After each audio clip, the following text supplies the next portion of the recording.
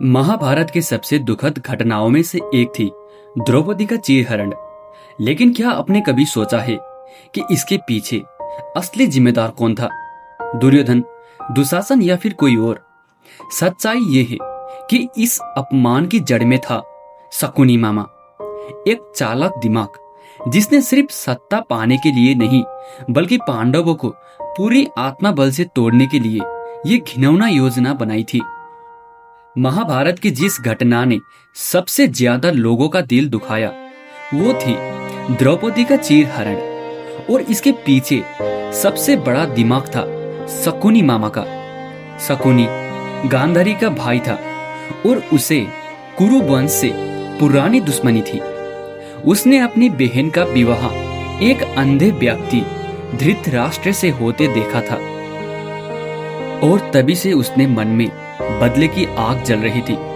वो जानता था कि अगर सामने से युद्ध किया जाए तो पांडवों को हराना मुश्किल है, इसीलिए उसने दिमागी खेल का रास्ता चुना।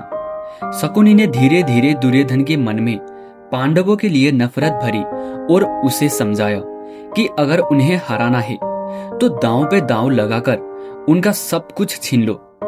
शकुनी की सबसे बड़ी योजना थी जुए का खेल। उसने अपने पासे चलाने की कला का इस्तेमाल किया जो उसके पिता की हड्डियों से बने थे और हमेशा उसकी बात मानते थे। उसने युधिष्ठिर को धर्म और राजा के कर्तव्य का वास्ता देकर जुए में उतारने पर मजबूर किया और फिर धीरे धीरे युधिष्ठिर से उसका राज्य, धन, भाई और आखिरी में उसकी पत्नी द्रौपदी को भी दांव पर लगवा दिया। जैसे ही द्रौपदी को दांव पर हराने की बात सामने आई, शकुनी ने ही सबसे पहले कहा, अब द्रौपदी हमारी दासी है, उसे दरबार में लाओ।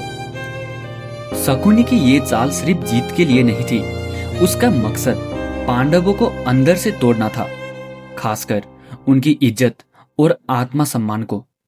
जब द्रौपदी को खींचते हुए दरबार में लाया गया तो सारे बड़े बड़े लोग बैठे थे, भीष्म, द्रोण, कृपाचार्य, पर कोई कुछ नहीं बोला क्योंकि शकुनी की चाल इतनी गहरी थी कि सब मौन रह गए। द्रौपदी रोई, चिल्लाई, सवाल पूछे, लेकिन दरबार चुप रहा। दुशासन ने उसका चीरहरण शुरू किया और पांडव कुछ ना कर सके। उस समय अगर कोई हंस रहा था तो वो सिर्फ और सिर्फ शकुनी ही था, क्योंकि उसकी योजना पूरी हो रही थी।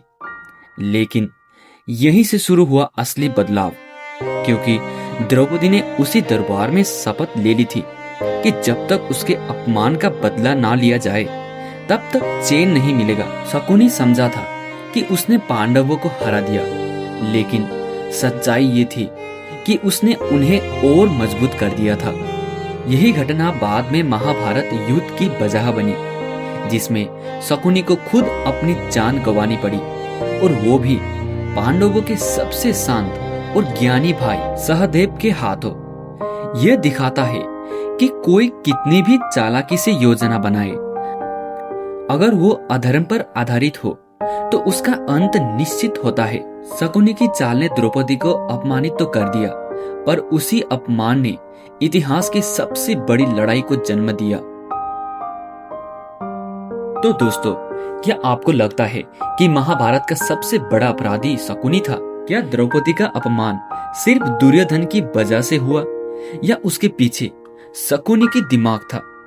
अपनी राय नीचे कमेंट में जरूर बताएं, और अगर आपको ये कहानी अच्छी लगी हो तो चैनल को सब्सक्राइब करना ना भूलें। जय श्री कृष्ण।